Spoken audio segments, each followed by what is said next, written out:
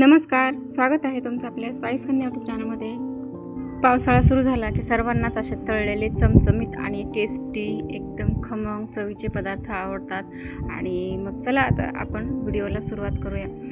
आता आपण घेतलेलं आहे 1 वाटी गव्हाचं पीठ, नंतर घेतलेलं आहे 1 वाटी मैदा आणि 1 ते पाऊण वाटी आपण रवा घेतलेला आहे। नंतर आपण थोडंसं ओवा हातावर चोळून घातलेला आहे, नंतर थोडंसं मीठ आणि थोडंसं खायचा सोडा पण घातलेला आहे। नंतर आपण घातलेला आहे जवळपास 4 ते 5 चमचे कडकडीत तेल गरम करून घातलेलं आहे। आणि आता आपण हे तेल घातल्यानंतर थोडंसं अगोदर एका चमच्यानं हलवून घ्यायचं, कारण हे पीठ भरपूर गरम असतं तेल टाकलेलं। तर आता आपण हे हातावर चोळून हे तेल जे आहे ना ते पूर्ण पिठाला आपल्या व्यवस्थित लागलं पाहिजे, म्हणून आपण हे असं हातावर चोळून घ्यायचं। हे तेलाचं मोहन आपल्या ह्या पिठाला एकदम असं कणाकणाला लागलं पाहिजे, असं आपल्याला हे हातावर चोळून घ्यायचे। अजिबात गाठी राहणार नाही त्याची पण काळजी घ्यायची।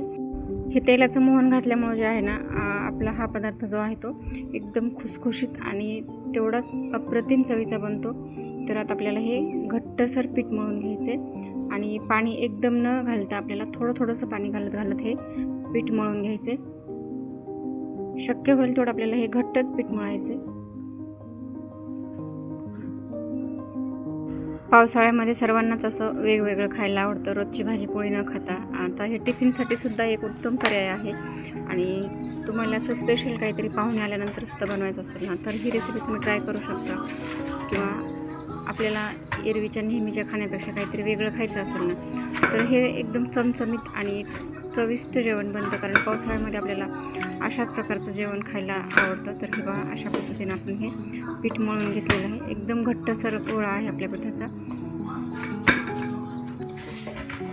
जेवढं आपण पीठ घट्ट मळतो ना, तर तेवढा हा पदार्थ आपला एकदम क्रिस्पी बनणार आहे आणि तेवढाच चविष्ट लागणार आहे। तर आता हे पीठ आपलं जवळपास मळून झालेलं आहे। थोडंसं मी त्याला आणखी मऊ करत आहे। आता आपण ह्याला झाकून ठेवणार आहोत। तर तुम्ही हे पीठ अर्ध्या तासासाठी झाकून ठेवलं तरी उत्तम, किंवा 15 मिनिटं ठेवलं तरी चालतं। आता आपण वरण भाताचा कुकर लावून घेत आहे।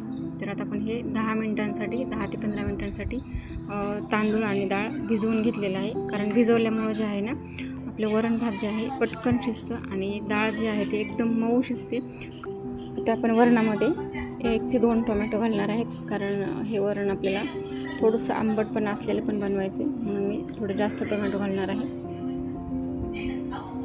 आणि आता आपण ह्या वरणामध्ये थोडंसं मीठ आणि 1 चमचाभर तेल जर घातलं ना, तर वरण थोडं जास्त चविष्ट लागतं। थोडीशी हळद पण घालायची।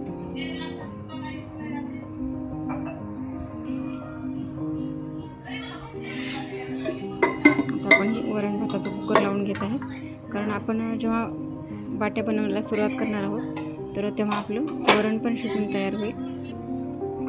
आता आपलं हे पीठसुद्धा तयार झालेलं आहे, व्यवस्थित एकदम मुरलेलं आहे। आता आपण ह्याची अशी चपाती बनवून घेणार आहेत।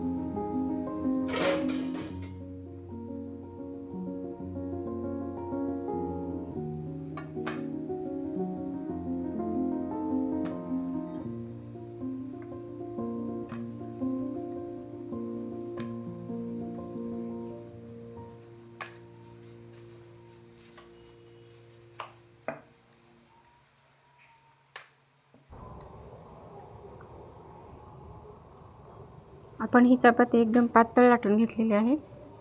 तर आता ही चपाती लाटून झाली की आपण ह्याला फोल्ड करणार आहेत। आपण जशी घडीची पोळी बनवतो ना, तर त्या पद्धतीने फोल्ड करून ह्याचा गोळा बनवायचा आहे। तर मी एखाद्या शॉर्टमध्ये टाकून देईल। आता माझ्याकडून ते बहुतेक व्हिडिओमध्येच आलं नाही, कारण व्हिडिओ बंद झाला होता। आणि त्याचे आता आपण हे गोळे बनवून एका जाळीमध्ये खाली पाणी ठेवून आपण हे उकडून घेणार आहे। ते 7 ते 8 मिनिटांपर्यंत आपण हे उकडून घेतलेले आहे। तर हे पहा, उकडल्यानंतर आपण आता ह्याला थंड करून घेणार आहे। हे गोळे आपण जेव्हा उकडायला टाकतो ना, तेव्हा ते खूप आकाराने छोटे असतात, उकडल्यानंतर खूप मोठे होतात ते फुगून। आता आपण ह्या गोळ्यांना जे आहे ना कट करून घेणार आहे। चाकूनं किंवा उलथण्यानं पण कट करता येतं व्यवस्थित। हे बघा, व्यवस्थित ते उकडलेले आहेत, एकदम आतपर्यंत असे स्पंज झालेले आहेत। आणि पावसाळा म्हटलं की असे पदार्थ खायला खरंच सर्वांना आवडतात। खास करून विशेष म्हणजे मुलांना असे पदार्थ खूप आवडतात, त्यामुळे तुम्ही सुद्धा ही रेसिपी नक्की ट्राय करा। आता आपण ह्याचे मोठ्या मोठ्या आकारांमध्ये काप करून घेतलेले आहेत. तर हे मोठेच ठेवायचे, कारण तळल्यानंतर हे मस्त मऊ राहतात. पहा, या पद्धतीने आपण ह्याला आता कट करून घेतलेलं आहे. आणि आता आपण ह्याला तळण्यासाठी बाजूला तेल पण आपलं कडकडीत तापवून घेतलेलं आहे.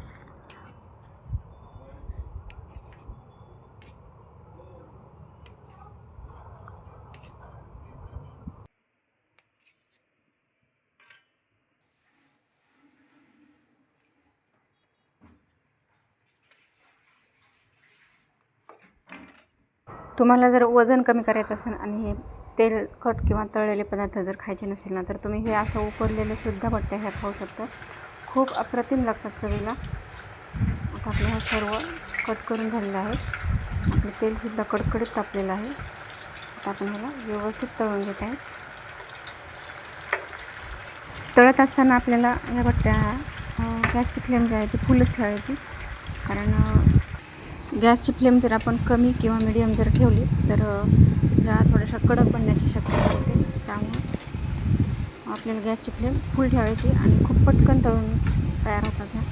तर आपण फुल गॅसवर छान तळून घेतलेला आहे. कलर बघा किती सुंदर आलेला आहे आणि त्याचा क्रिस्पीनेस पण एकदम परफेक्ट झालेला आहे.